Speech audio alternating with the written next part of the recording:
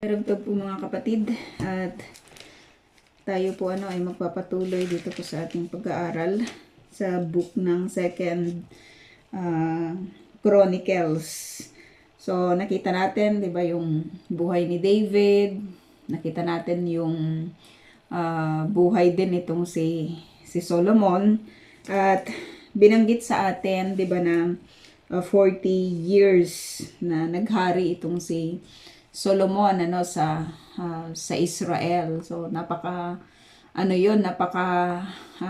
tagal, 'di ba, na panahon, no? At kung titignan natin sa mundo natin ngayon, yung presidente natin, 'di ba, ay every 6 years yung kanilang term. Meron yung sa 3 years. I don't know dito sa Israel kung ilang sila, no? Hindi, ilang years yung kanilang pupwedeng pag-reign kapag walang mga walang mga disagree sa government, kasi may mga binubuo sila, 'di ba, ng mga seats sa Knesset. Pero nakakatuwa na itong si Solomon ay 40 years na naghari sa Israel. At katulad ng alam natin sa buhay po na ito, 'di ba, na may simula at meron din namang katapusan. May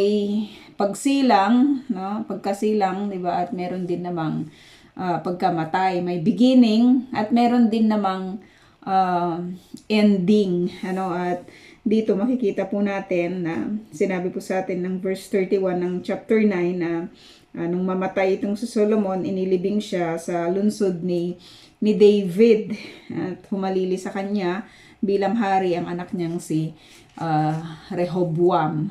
So sa lungsod ni David, napasyalan na rin po natin yung lugar po na ito, at marami na yatang nabago sa mga kapanahunan po na ito. May mga inopen na rin sila na dati ay closed ito, 'di ba, sa public. Nakita ko lang sa YouTube na may bago may bago silang binuksan doon na ang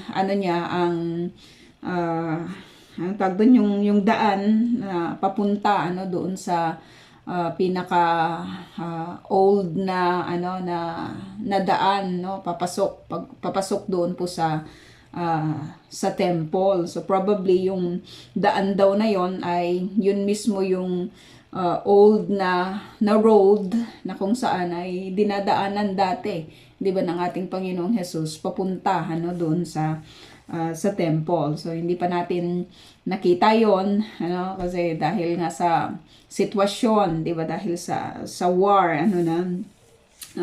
nangyayari, at pagkamatay nitong si Solomon, nakita po natin na sabi po dito itong si Rehoboam, 'di ba, na kanya bago naman humalili, 'di ba, ang sino man sa mga anak ng hari, maliban na lamang doon po sa mga instances, 'di ba, na may mga revolt, 'di ba, na nangyayari o pag-agaw doon sa katungkulan.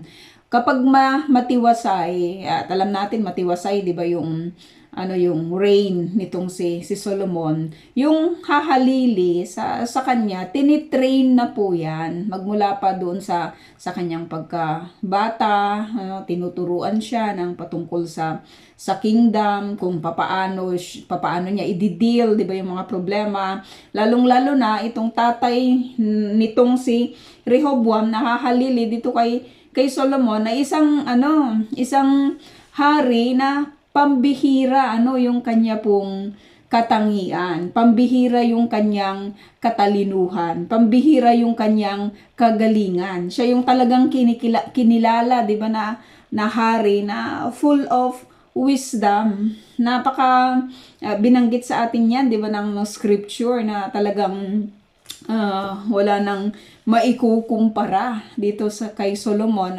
pagdating po sa katalinuhan doon po sa kanyang wisdom. So we will expect na kapag ganun po yung tatay ng hari na ito na si Rehoboam, di ba? Kilala po yung family na kanyang pinanggalingan. So trinain po ito, yung bata po na ito or itong tao na ito nahahalili kay Haring Solomon ng mga katuruan na patungkol po sa sa paglilid sa Israel ng may katalinuhan, nang alam mo yun, yung nang may maayos na na paggo-govern sa Israel. So napakaganda na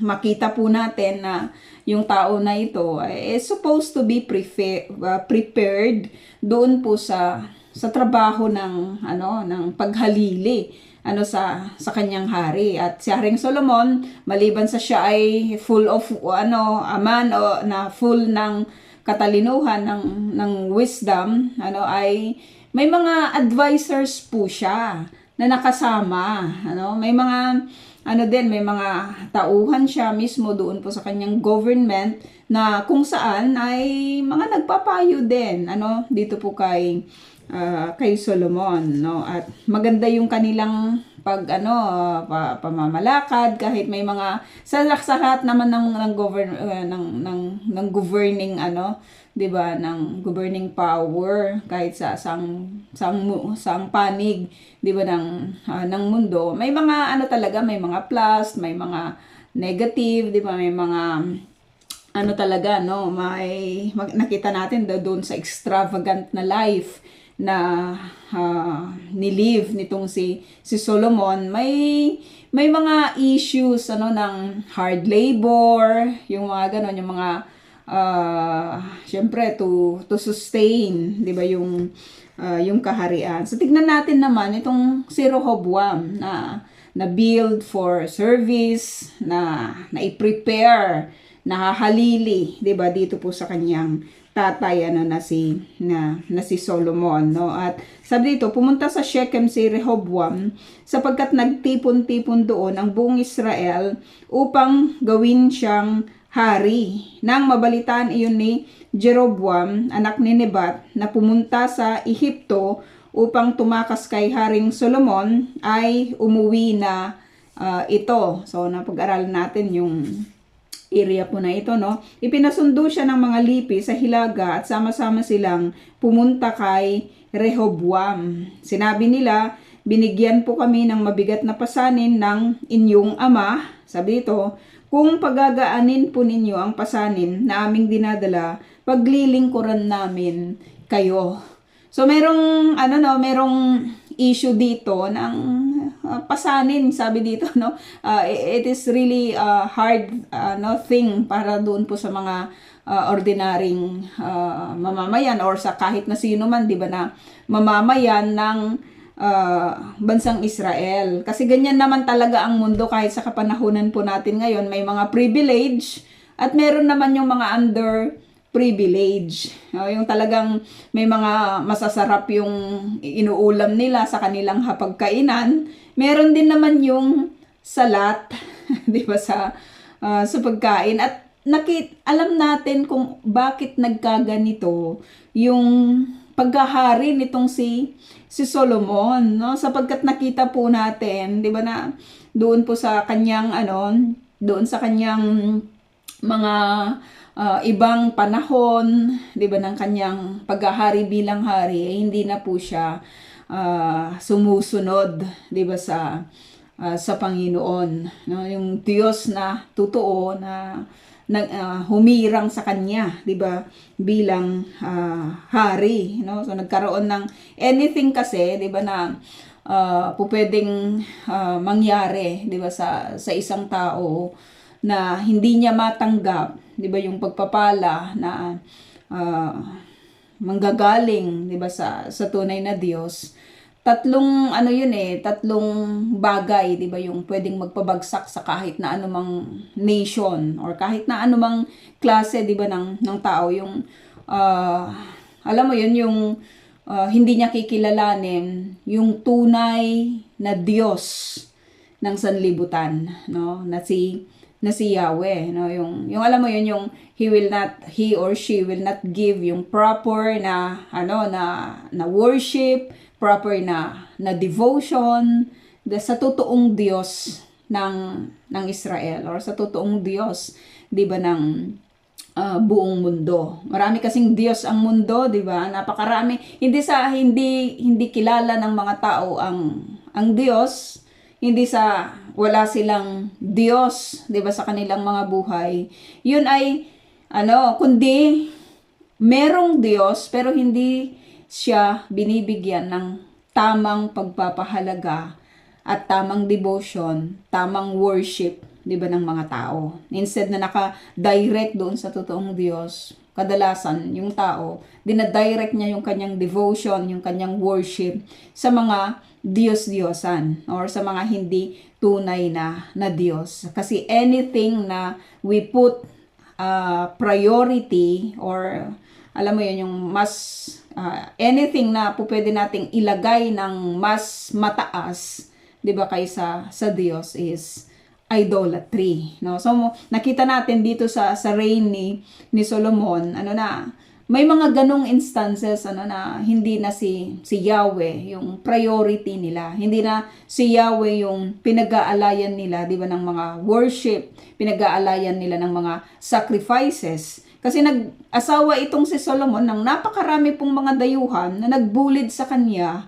'di ba, sa pagsamba sa mga Diyos-Diyosan. Kahit sabihin naman niya ay may Yahweh ako, pero sumasama siya doon sa mga offering, 'di ba, sa mga sacrifices na ginagawa, 'di ba, ng kanyang mga asawa. So may mga bigatin, may mga pasanin na nangyari sa kabila man ng katalinuhan ng hari na ito, sa kabila man ng sinasabing maayos, 'di ba, na kalagayan ng kanyang pagre-reign sa Israel. May mga human human violations nangyari doon po sa kanyang ruling, at nung siya po ay namatay, hindi niya ito dinala sa hukay. Naiwan po yung ganitong klase ng problema doon sa susunod na hari, or doon po sa kanyang anak na si Rehoboam. So itong si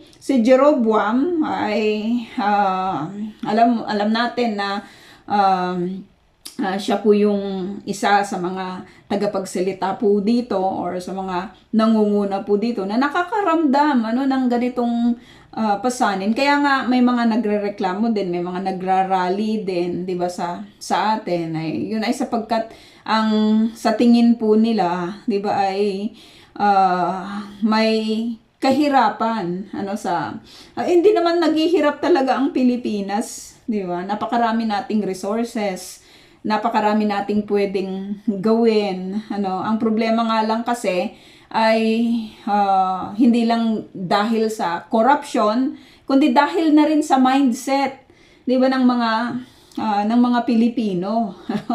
may mga ganun na alam mo yun, yung pwede namang hindi ka na dapat bumili pa ng gulay pwede ka namang magtanim kasi napaka-fertile naman, 'di ba, ng ating mga lupain.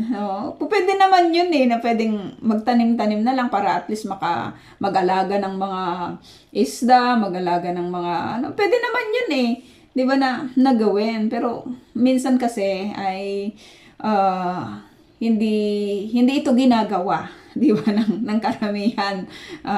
Marami yung mga umaasa na lang sa abroad, 'di ba, na lahat na lang ay pwedeng bilhin, 'di ba, kahit yung mga ordinaryong gulay sana na pwede namang itanim-tanim lang, 'di ba, sa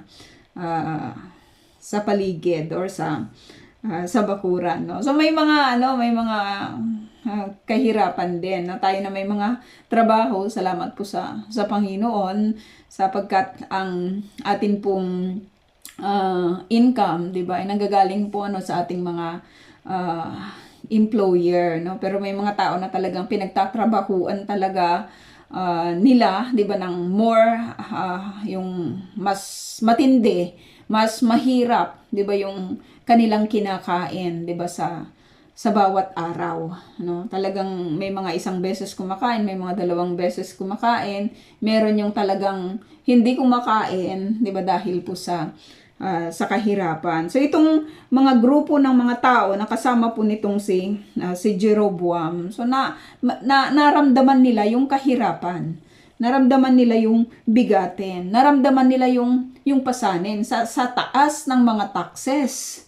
No, kung dito ilan yung VAT natin, no, yung yung kaya tumataas, 'di ba, yung mga bilihin. So ganun din, no, sa kanilang kapanahunan. Kaya lumapit po sila dito kay Rehoboam, baka sakaling pakinggan sila, kasi itong si Solomon ay hindi na siya nakinig, 'di ba, sa mga hinaing ng mga tao. At isa ito sa paglabag, 'di ba, doon po sa doon sa kanyang katungkulan na he was there in that position, 'di ba, to govern the people, no? Dapat siya yung sa yung pwedeng takbuhan, 'di ba, ng mga tao, pero nakita natin na hindi po siya nakinig sa mga tao. Basta okay yung buhay niya, extravagant yung klase ng kanyang sa dami ng kanyang asawa. Siyempre, kung madami yung kanyang asawa, madami din po yung kanyang anak, no, na isusustain, no? Madami yung mga niya, madami talaga yung mga gastusin, 'di ba, sa loob ng kanyang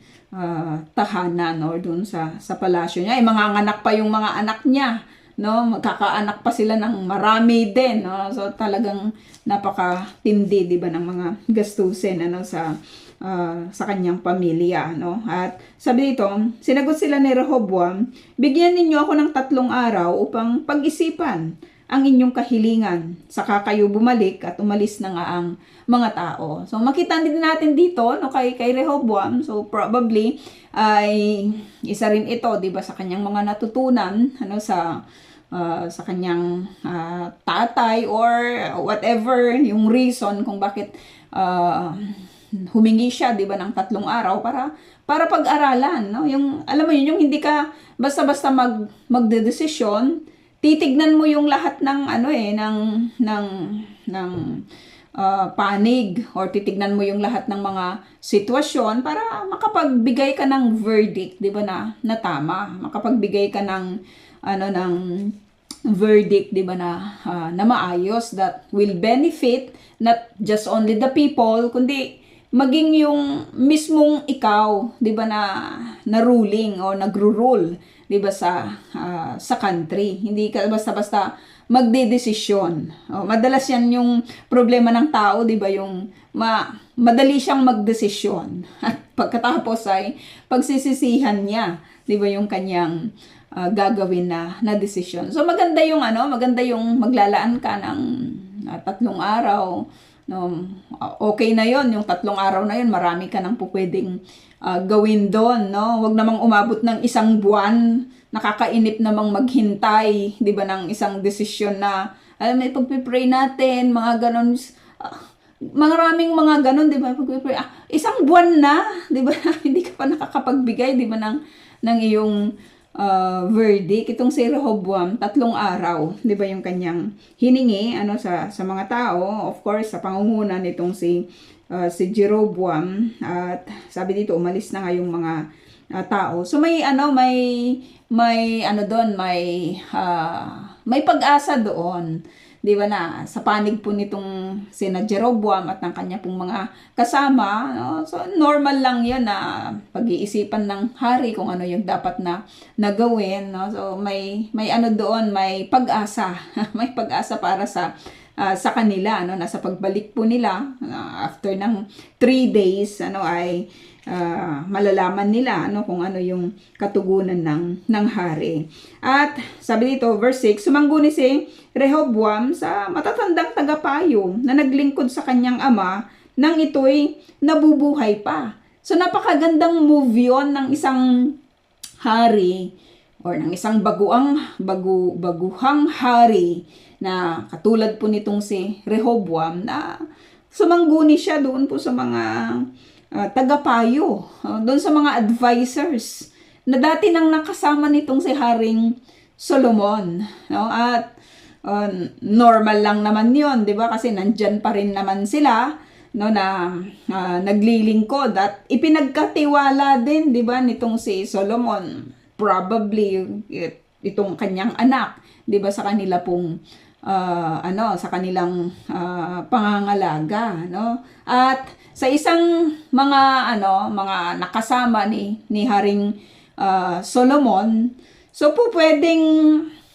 nating sabihin na hindi rin sila makikinig kasi nga nung panahon ni Solomon hindi nga sila nakinig, 'di ba? Hindi nga sila, alam mo 'yon, tagapayo sila ng hari. So probably meron din naman yung hindi sumasang-ayon, 'di ba, doon sa desisyon na pagpataw ng mga mataas na mga taxes, pero ang nangunguna at nagdesisyon pa rin, 'di ba, ay itong si Haring Solomon. So sila yung mga tao na kasama ni Haring Solomon sa kapanahunan po niya, 'di ba, na nagpatupad. Kasama sila kasi nasa government sila, 'di ba, ni Solomon dito po sa mga matataas na taxes na nagpapahirap at naging pasanin, 'di ba, ng mga tao, no? At syempre ay ano yung sasabihin nila, 'di ba, dito kay Rehoboam, no? Tignan natin kung may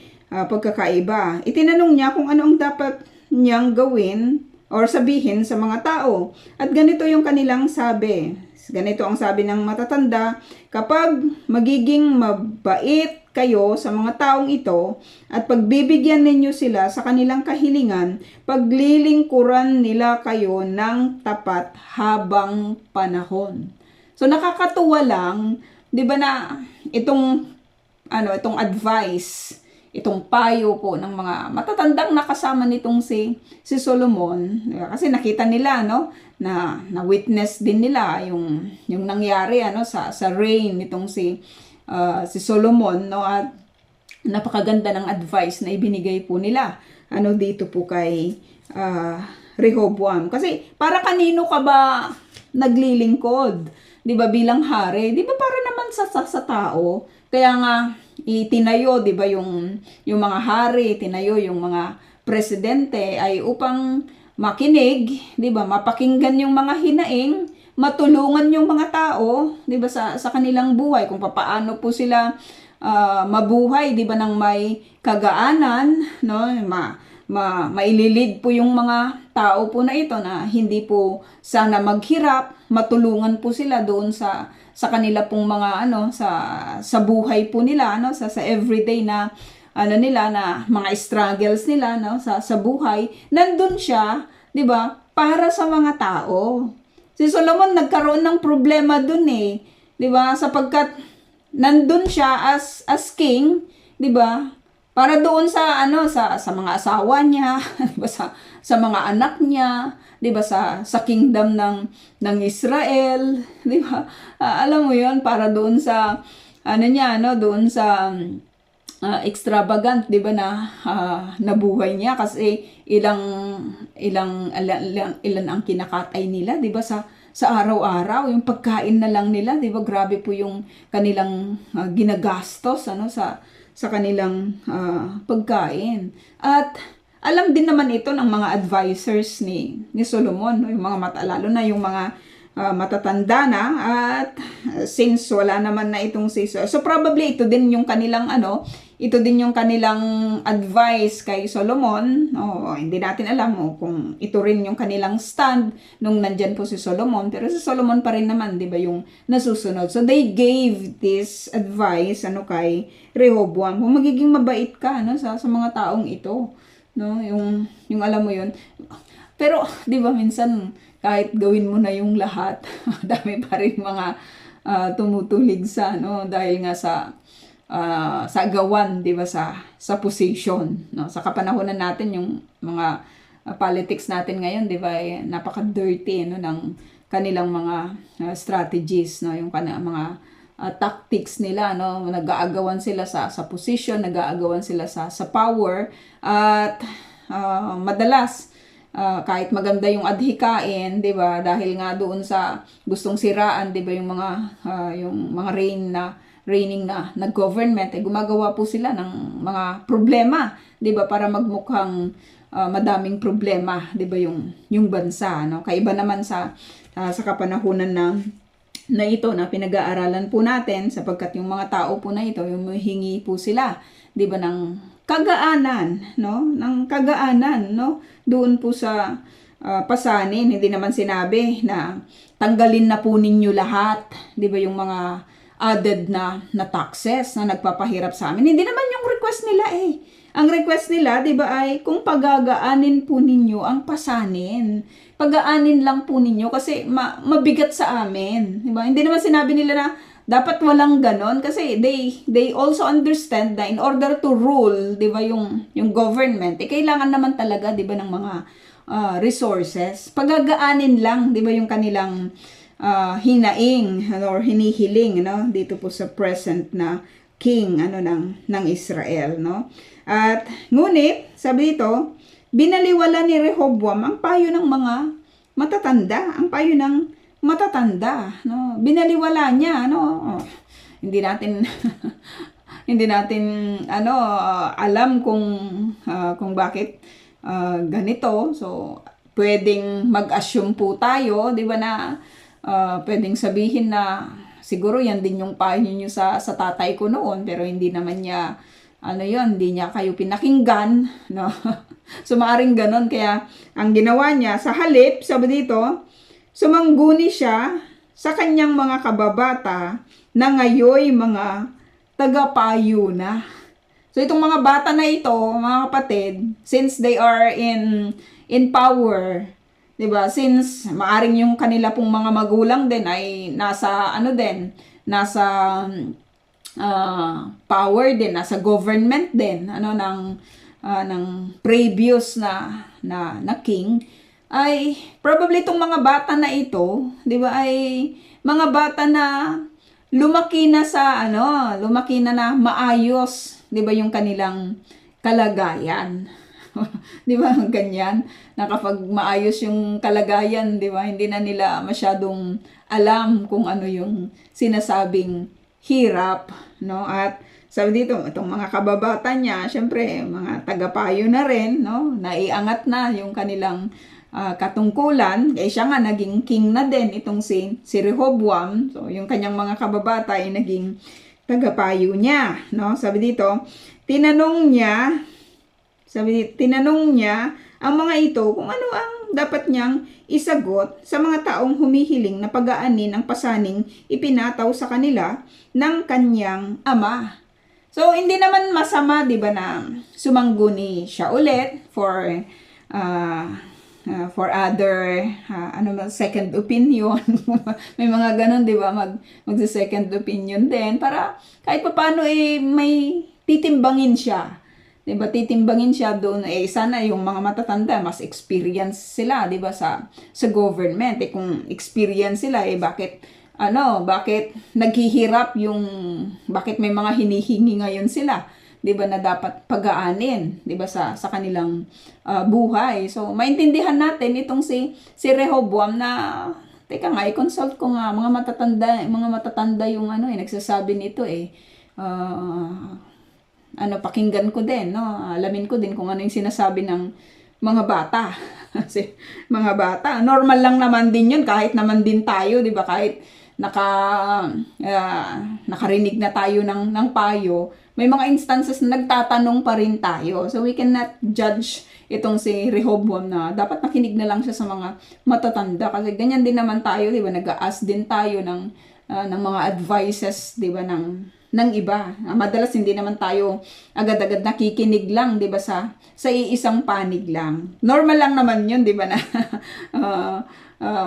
mag-aas din siya, 'di ba, sa isang panig, kasi 2 or 3, 'di ba, dapat yung witnesses, no? So maganda rin na makinig siya, at kung ano yung kanyang pagdedesisyonan. Tinanong niya ang mga ito kung anong dapat niyang isagot sa mga taong humihiling na pag-aanin ng pasaning ipinataw. Sinong nagpataw nito? Yung kanyang ama, 'di ba, na si Solomon. Ganito naman ang sagot ng mga kabataan. Sabihin mo sa kanila na ang iyong ama ay naging mahina. Aba, Grabe yung grabe yung ano no, advice ng mga kabataan na ito no, na tagapayo. Mga advisors ito ng king, they are selected. 'Di ba sa karamihan sapagkat nagtataglay sila ng ano ng higit na katangian kaysa sa iba. Hindi ka magiging advisor ng king or hindi ka magiging advisor ng president or ng prime minister kung ikaw ay nobody. Ito, mga advisor na ito, na prove nila, di ba, yung kanilang mga sarili na they are capable of their job na as advisor, as tagapayo. At lagi nating tatandaan, mga kapatid, di ba na ang lahat ng mga namumuno, napakarami po niyang mga advisors. No, yung mga presidente ng mga bansa. Hindi siya hindi siya nagdedesisyon lang, 'di ba, na siya lang. Marami siyang mga advisors. Kahit nga ang prime minister, 'di ba, dito, hindi lang siya basta-basta nagdedesisyon. Marami siyang mga kinoconsult, 'di ba, na mga tao. Lagi po silang nagmi-meeting, 'di ba? May mga votation din na nangyayari, no? Marahil, no, doon po sa kanilang mga ginagawang mga meeting. Hindi lang iisa yung nagdedesisyon, 'di ba, sa lahat ng mga affairs or sa lahat ng patungkol sa government. So mga capable na kahit mga bata pa yung mga tao na ito, ipambihira po yung kanilang mga yung kanilang katalinuhan, kaya sila inilagay, 'di ba, bilang advisor nitong si King Rehoboam. Pero ang kanilang sinabi, 'di ba, mahina daw itong si Solomon. Bakit naman? Dagdagan mo pa ang pahirap sa kanila. Kung latigo ang paghampas sa kanila noon ng iyong ama, ngayon ay gawin mong tinik na bakal. Grabe yung mga klaseng ganito ng mga leaders, 'di ba, na walang pagpapahalaga doon sa sa nararamdaman, 'di ba, ng mga nasa baba. Yung alam mo yon, they took advantage, they are taking advantage, 'di ba, doon sa position nila para lang mag-suffer yung mga nasa baba, yung yun, no? Sa isang leader supposed to be meron siyang compassion. At ito yung hindi natin makita dito po sa mga advisor nitong si Rehoboam, 'di ba, na mga bata pa, itong mga bata pa na kasing edad lang niya, no?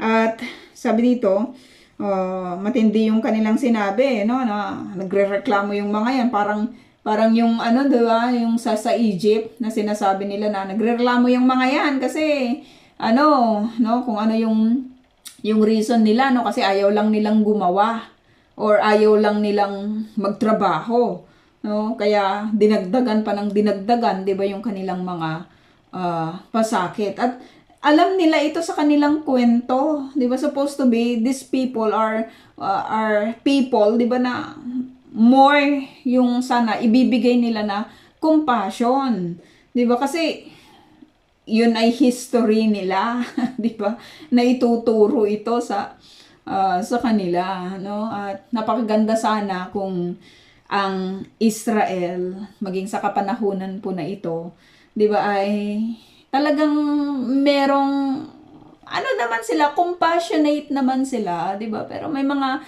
instances na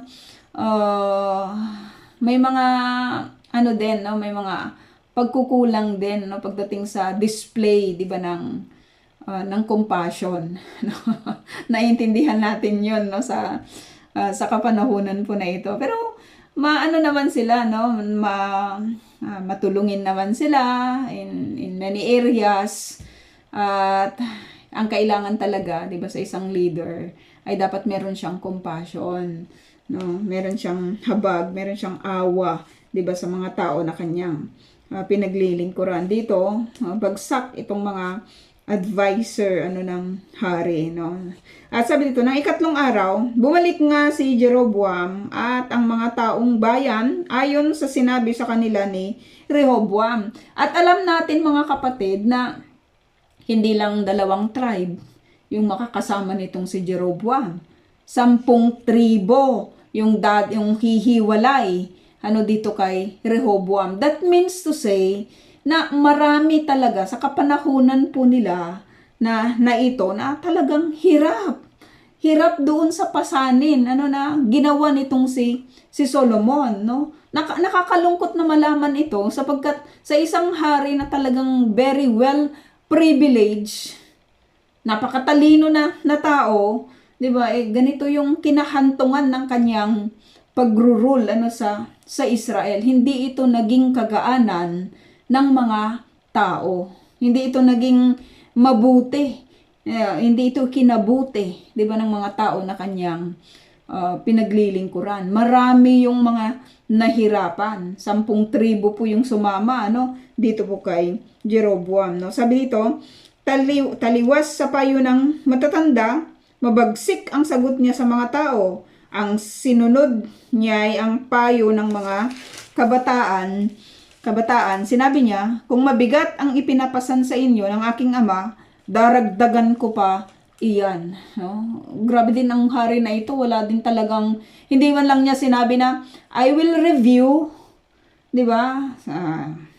Pwede naman yung gawin yun. Diba na, bilang hari ay pwede niyang utusan yung lahat ng pwede niyang utusan at sabihin na alamin ninyo yung buhay ng mga tao, kung bakit sila nahihirapan, 'di ba, sa mga pasanin na sinasabi nila, 'di ba? Ano ba yung tunay nilang kalagayan, no? Maganda sana kung lahat ng mga namumuno ganun puntahan nila yung lahat ng mga mahihirap, yung lahat ng mga mamayan, since mayroon naman silang mga 'di ba? May mga barangay captains, may mga connections ang government kahit doon sa pinakamababa, 'di ba, na antas ng pamumuhay ng mga tao.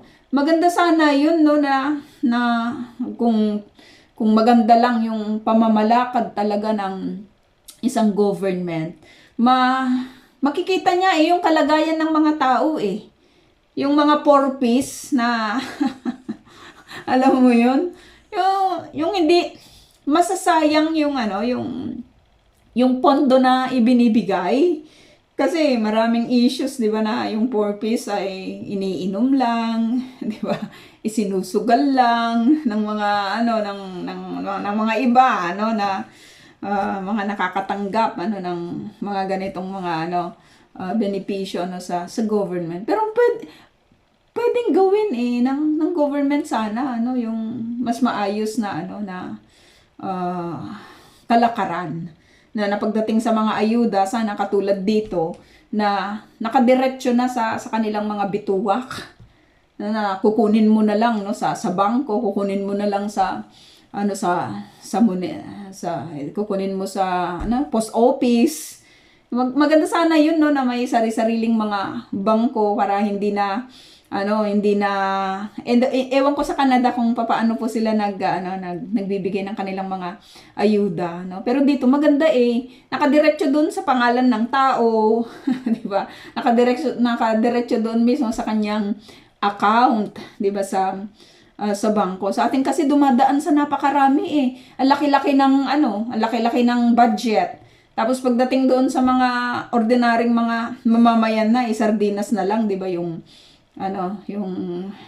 naipamigay, sapagkat nahati-hati na mula doon sa kaitaasan, doon sa mga pinagdaanan, di ba, ng mga ayuda pero it will take really a long time, mga kapatid, ng change, di ba, ng pagbabago, at hindi kung kailan yon hindi natin alam. We keep on praying. Lagi tayong mananangan, 'di ba, sa pananalangin at sa pagbabahagi, 'di ba, ng salita. Kasi nagfi-fail sabi ko kanina, 'di ba, nagfi-fail kapag una hindi binibigyan ng proper worship, 'di ba, yung God. Pangalawa, walang mga totoong mga lingkod ng Diyos na nangangaral, 'di ba, sa kanyang salita.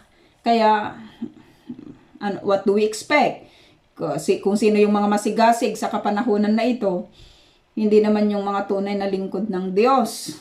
Mga masigasig, yung hindi tunay, 'di ba, sa kanilang sa kanilang paglilingkod sa tunay na Diyos, yung mga false na mga religions. Sila po yung mga nangunguna, 'di ba, sa kapanahunan na ito, no? At nakakaano 'yon, nakakalungkot 'yon. At kapag ang batas ng Diyos ay hindi talaga naipapangaral, 'di ba, sa kahit na sino man na mamamayan, 'di ba, ng mga bansa, no? Sabi dito, kung mabigat ang pinapasadaragdagan ko pa yan. Kung hinagupit niya kayo ng latigo, may tinik na bakal naman ang ihahagupit ko sa inyo. So as an ordinary person, or kahit naman hindi ordinary, kabilang dito sa 10 tribes ng Israel, ganito yung maririnig mo, 'di ba? You are expecting for something na sana makinig yung bagong hari, sana mabigyan tayo ng kagaanan. So probably yung mga tao na ito hindi na sila natulog hindi na sila nakatulog ng maayos, 'di ba? Dahil may request po sila sa king na si Rehoboam. And pagkatapos ng 3 araw, bumalik sila at ito po yung verdict. Ito yung judgment nitong si Rehoboam. Nakakalungkot yung kanya pong sinabi sa kanila. Hindi nga dininig ng hari ang karaingan ng bayan. Pinahintulutan iyon ng Diyos na ito yung matindi, mga kapatid, 'di ba? Sapagkat ang lahat ng nangyari or nangyayari sa kapanahunan na ito na pinag-aaralan po natin, isa po yung makikita po natin dito. Ang sabi po sa atin, ipinahintulot ng Diyos. Matindi yun na statement na sabi dito, bakit ano po ba yung nangyari? Bakit sabi dito, pinahintulutan iyon ng Diyos na si Yahweh upang matupad ang kanyang sinabi sa pamamagitan ni Ahiyas na taga Shilo tungkol kay Jeroboam na anak ni Nebat. Tungkol kay Jeroboam na anak kasi sinabi na ito, 'di ba, na pag-aralan natin. Pag-aralan natin yung tungkol sa area na ito. And it is also a result, 'di ba, doon po sa mga disobedience na ginawa nitong si Solomon.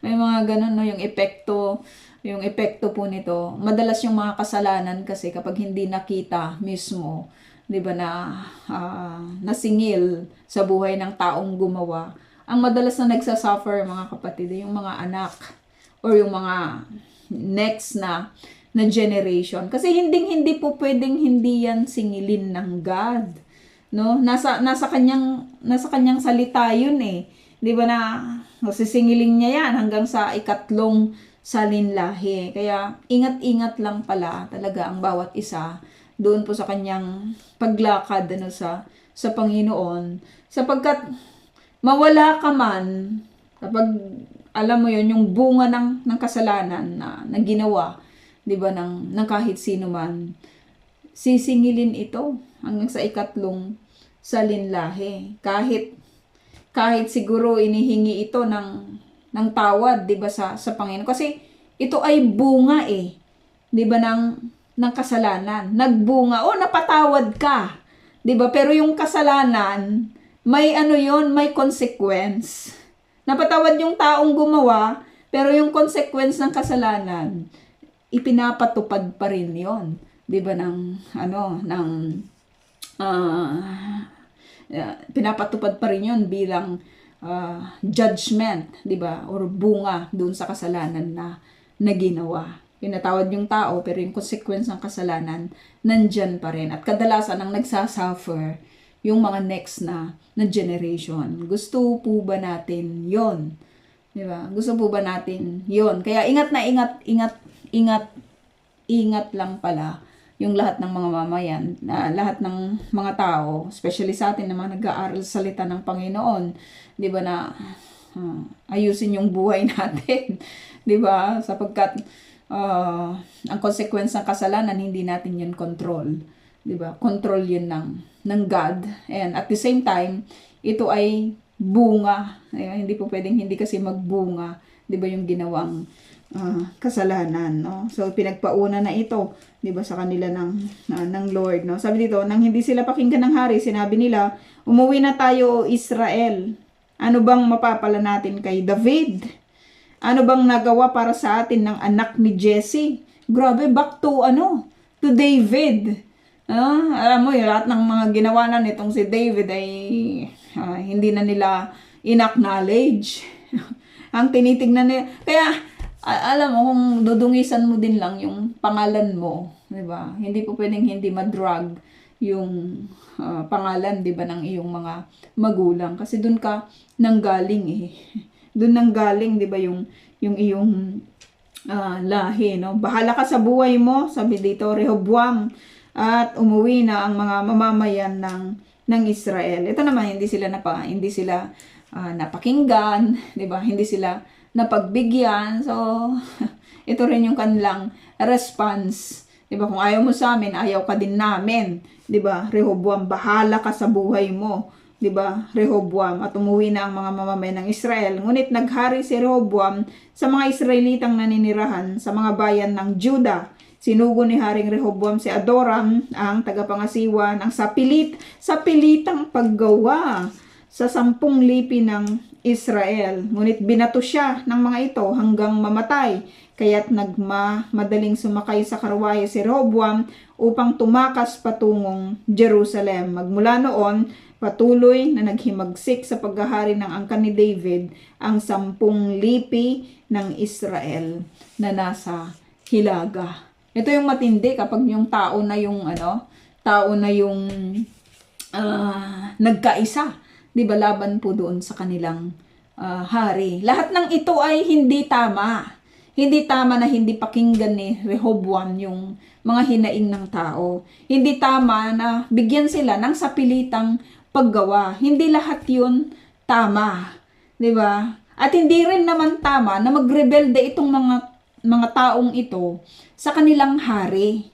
Hindi rin naman tama na, alam mo yun, batuhin nila yung opisyal na hinirang nitong si Rehoboam hanggang sa, sabi dito, 'di ba, hanggang mamatay. Hindi lahat yun tama, mga kapatid. Walang tama, 'di ba, dito sa mga ginawa po nila. Pero ang isa sa mga tinitignan po natin dito, yung sinabing pinahintulutan ito ni Yahweh. Yun yung mabigat na word yun. Bakit? Dahil din doon sa kanilang mga pagsalansang. Ito yung nasabi ko kanina, ito ay consequence, 'di ba, ng mga ginawa po nilang hindi pagtalima, 'di ba, sa Panginoon. At makikita pa natin yan as we go on kung anong mangyayari, 'di ba, sa buhay nila. Hindi po magiging mabuti, no? Napaka gulo po ng mga buhay na mangyayari dito po sa mga nagrebelde. Dito sa mga nagrebelde, at kahit dito po sa mga naiwan, yung 10 lipi ng Israel, alam po natin kung gaano, napag-aralan na po natin yan, 'di ba, na ang ginawa po nilang pinaka-capital city ay yung sa Samaria, sa yung pinupuntahan natin, 'di ba, sa Nablus, no? Alam natin yung naging buhay po ng 10 lipi po na ito. Grabe po yung kanilang kasamaan. 'Di ba, na any kind of rebellion doon po sa tamang pattern ng God, 'di ba? Hindi ito magli-lead into goodness eh. Laging into into destruction. At nakita po natin 'yon. Hindi pattern ng God, ipinahintulot niya dahil din sa kanilang mga ginawang pagsalansang, 'di ba, sa Panginoon, no? It is further destruction ang hindi pumili, 'di ba, sa Panginoon. Kasi anong ginawa nila pagkatapos nilang umalis? 'Di ba? Nagtayo sila ng sarili po nilang ng sarili nilang sambahan. No, itong si Jeroboam nag-create para hindi na pumunta pa sa Jerusalem yung mga tao, nag-create na siya, 'di ba, ng sariling mga Diyos-diyosan na sasambahin, 'di ba, ng mga Israelita, yung 10 lipi, 'di ba, ng ng Israel. At nakita natin kung gaano po katindi. No? Napag-aralan na po natin yan, pero papag-aralan po natin ulit, di ba, kung ano po yung nangyari sa mga lahi po na ito. So, kahit anong gawing klase ng paghihimagsik, kapag tama naman, di ba, minsan naghihimagsik kasi kahit sa mga churches, naghihimagsik dahil lang sa tao. Yung alam mo yon, yung umaalis, 'di ba, sa mga church, kasi hindi nila nagagawa yung kanilang gusto, 'di ba? Alam mo yun, hindi sila pinapakinggan, may mga ganun eh. Pero pag theology yung problema, kapag scripture na yung talagang na-violate, anyone can go. 'Di ba? Pero kapag hindi naman na-violate yung scripture, hindi naman na-violate, 'di ba, yung plano, 'di ba, ng God sa iglesia. Ang problema lang ay yung kulay ng damit, hindi nagkaintindihan, mga ganun. Mga simpleng lang 'yon, mga simpleng mga problema lang 'yon na hindi na kailangang umabot pa, 'di ba, into rebellion. Kasi kahit sino man na nagre-rebel doon sa kung saan ka itinanim, or kung saan ka inilagay, 'di ba, ng God, na nag-struggle naman for following, or for doing kung ano yung tama, 'di ba, na naayon sa God. Any kind of rebellion, mga kapatid, it will lead to destruction. It will lead lang talaga to destruction. Nakita rin po natin 'yan, no, sa mga nagdaan, 'di ba, na buhay, 'di ba, ng iglesia. Na alam po natin, 'di ba, na hindi naman nag-lead into goodness, 'di ba, yung mga iba na nag-rebel dati sa iglesia. So may mga ganon, no? So we need to be wise lang talaga. Kasi kung iaalis ka ng God, kung itatanim ka ulit, 'di ba, sa ibang iglesia, dapat magfo-flourish ka doon, no? Matutubo ka doon ng maayos kapag tama, 'di ba, yung pinagdalhan sa iyo, no? Kung tama yung yung pinuntahan mo. At makikita naman po 'yon, no? I-reveal naman po 'yon, 'di ba, ng God. Yung sinasabi na do not look for a church, 'di ba, na malapit lang, comfortable ka, 'di ba? Marami kang mga makakasama. But look for a church na kahit malayo or kahit malapit, pero ito yung church na talagang sumusunod sa kung ano yung sinasabi, 'di ba, ng God through His Word or through the Scripture. Mag-stay ka doon kasi doon ka talaga pagpapalain, 'di ba, ng Panginoon. Itong mga nagrebelde na mga tao na ito, 'di ba, yung 10 lipi ng Israel, wala ni isa man sa kanila, 'di ba? Kahit yung kanilang mga hari ay naging kalugod-lugod, 'di ba, sa Panginoon. So yun po, mga kapatid, ng ating lesson, at i-review po sa bawat isa. Ita-type ko na lang po yung ating question.